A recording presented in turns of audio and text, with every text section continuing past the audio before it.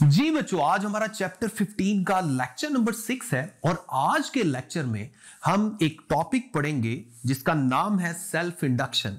और ये भी एक तरह से लॉन्ग क्वेश्चन ही है और बड़ा इजी लॉन्ग क्वेश्चन है।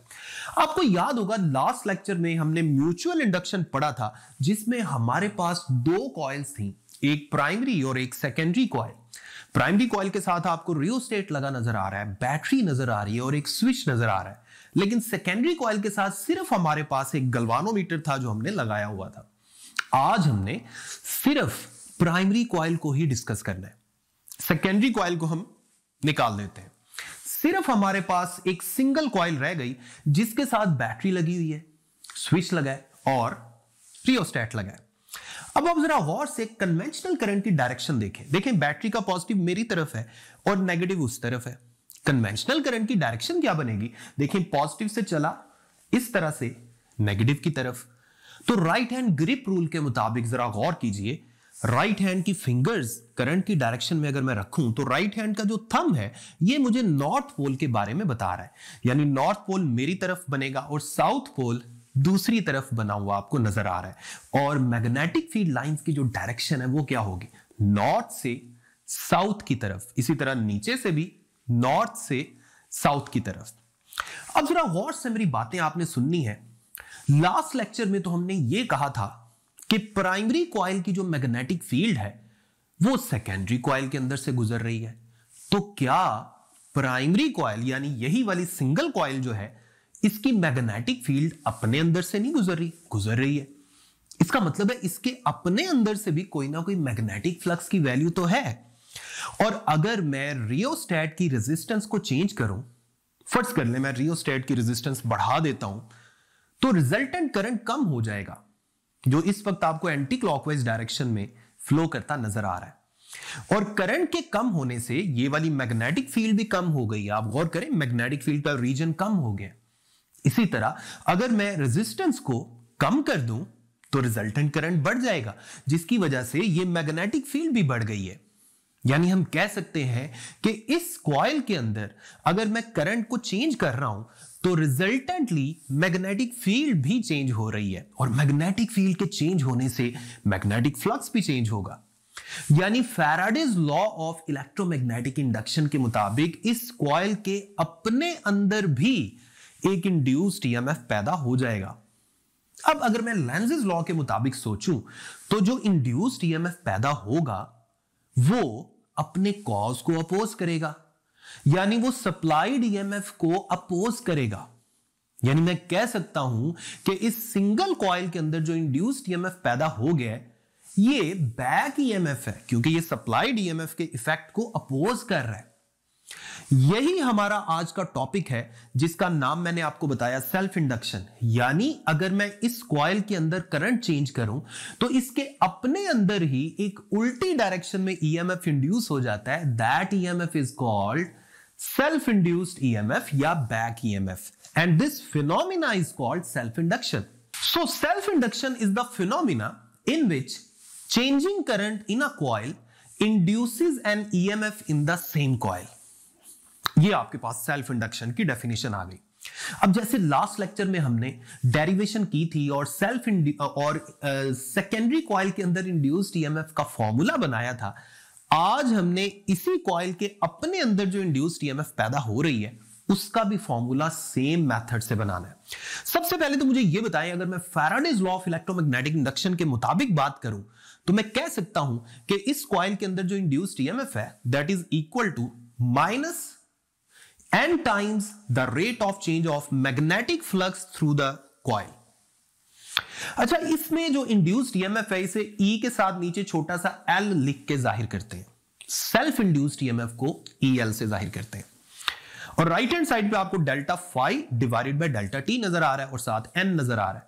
अब चूंकि यहां पर हमारे पास सिर्फ एक ही कॉइल है तो यहां P या S यानी प्राइमरी और सेकेंडरी लिखने की जरूरत ही नहीं है, आप कुछ भी ना लिखें। इस इक्वेशन को आप इक्वेशन नंबर 1 कह दें। अब जैसे लास्ट लेक्चर में हमने किया था, इस सिंगल कॉइल के अंदर जो टोटल फ्लक्स है अगर मैं उसको n फाई से जाहिर करूं, इसमें capital N number of turns को जाहिर कर रहा है और फाई एक टर्न के अंदर फ्लक्स को जाहिर कर रहा है, तो आपके पास आ सकता है number of turns multiplied by flux, यानी total flux is directly proportional to the current flowing in this coil. और यहां पर अगर आप प्रोपोर्शनैलिटी को खत्म करें तो हमारे पास जो कांस्टेंट ऑफ प्रोपोर्शनैलिटी आएगा ना, उसको कैपिटल एल से जाहिर किया जाता है, और इस कांस्टेंट ऑफ प्रोपोर्शनैलिटी का नाम है सेल्फ इंडक्टेंस। और इस टॉपिक का क्या नाम है? Self induction. और कांस्टेंट का क्या नाम है? Self inductance.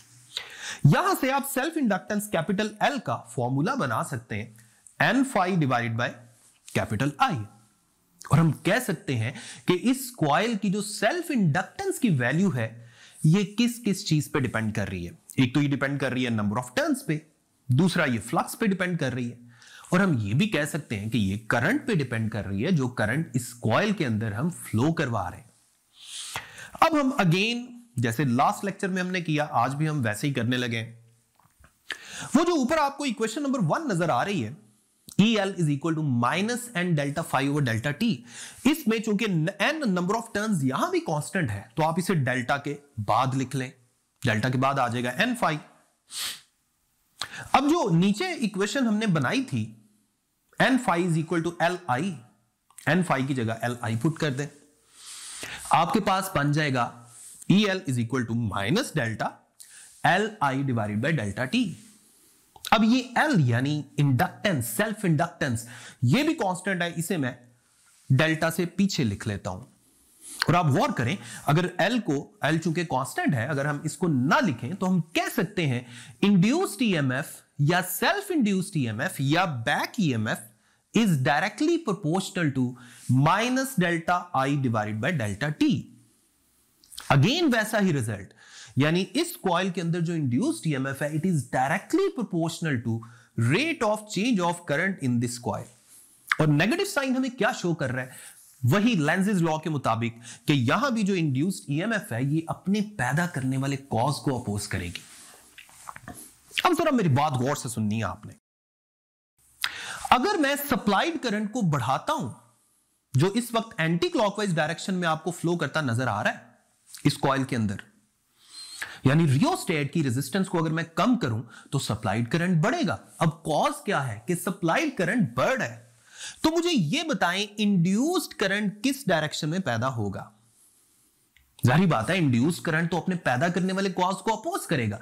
अगर हम सप्लाइड करंट जो एंटी क्लॉकवाइज फ्लो कर रहा है उसको बढ़ा रहे हैं तो इंड्यूस्ड करंट क्लॉकवाइज डायरेक्शन में फ्लो करेगा, ताकि वो इस एंटी क्लॉकवाइज करंट को ना बढ़ने दे, ऑपोजिट डायरेक्शन में फ्लो करेगा।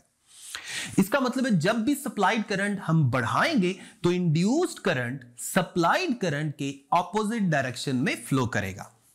इसी तरह अगर मैं रेजिस्टेंस को बढ़ाकर सप्लाइड करंट को कम करने की कोशिश करूंगा जो इस वक्त एंटी क्लॉकवाइज डायरेक्शन में फ्लो कर रहा है, तो मुझे यह बताएं इंड्यूस्ड करंट किस डायरेक्शन में पैदा होगा। जाहिर बात है अब भी उसने अपने कॉज को अपोज ही करना है, लेकिन अब हम एंटी क्लॉकवाइज डायरेक्शन वाले करंट को कम कर रहे हैं। इसका मतलब है इंड्यूस्ड करंट इसको कम होने से रोकेगा, और अगर कम होने से रोकना है तो सेम डायरेक्शन में पैदा होगा। यानी हम कह सकते हैं जब हम सप्लाइड करंट को कम करेंगे तो इंड्यूस्ड करंट इसी डायरेक्शन में पैदा होगा। यानी अगर supplied current anti clockwise flow कर रहा है तो इंड्यूस्ड करंट भी एंटी क्लॉकवाइज फ्लो करेगा। यानी हम रिजल्ट निकाल सकते हैं कि अगर हम सप्लाइड करंट को बढ़ाएंगे तो इंड्यूस्ड करंट सप्लाइड करंट के ऑपोजिट डायरेक्शन में पैदा होगा, और अगर हम सप्लाइड करंट को कम करने की कोशिश करेंगे तो इंड्यूस्ड करंट उसी डायरेक्शन में पैदा होगा जिसमें सप्लाइड करंट फ्लो कर रहा है। तो ये था हमारा पूरा का पूरा कॉन्सेप्ट इस टॉपिक का। अब चूंकि ये जो इंड्यूस्ड ईएमएफ है इसे हम सेल्फ इंड्यूस्ड भी कह रहे हैं, और कोई भी सिंगल कॉइल जो है उसके अंदर इस इंडक्शन का फिनोमिना, ये जो इंडक्शन का फिनोमिना ये हो रहा होता है, इसीलिए ये जो सिंगल कॉइल है ना, जिसे हम पुराने वक्तों में चैप्टर 14 में हम इसको कहा करते थे सोलिनॉइड, इसे आप सोलिनॉइड भी कह सकते हैं। अगेन इसको हम इंडक्टर भी कह सकते हैं, क्योंकि इसके अंदर जब हम करंट चेंज करें तो इंडक्शन का फिनोमिना हो रहा होता है। अब जैसे लास्ट लेक्चर में हमने किया था, हम इस इंडक्टेंस यानी सेल्फ इंडक्टेंस जिसे मैं कैपिटल एल से जाहिर कर रहा था, इसका भी फॉर्मूला बना लेते हैं। इसका फॉर्मूला क्या बनेगा? EL divided by delta I divided by delta T. यहां भी मैं नेगेटिव साइन को नहीं लिख रहा क्योंकि मैं मैग्नीट्यूड की बात कर रहा हूं। तो मुझे यह बताएं सेल्फ इंडक्टेंस को कैसे डिफाइन करेंगे। देखें, अगर मैं इस कॉइल के अंदर 1 एम्पेयर पर सेकेंड यानी 1 सेकेंड में 1 एम्पेयर करंट की तब्दीली करूं, तो इसमें इस इक्वेशन के मुताबिक देखें जितना भी सेल्फ इंड्यूस्ड ईएमएफ यानी बैक ईएमएफ पैदा होगा उसको हम नाम देंगे self inductance. So self inductance की भी हम डेफिनेशन लिख सकते हैं, it is the amount of EMF induced in the coil due to या per unit rate of change of current in the same coil.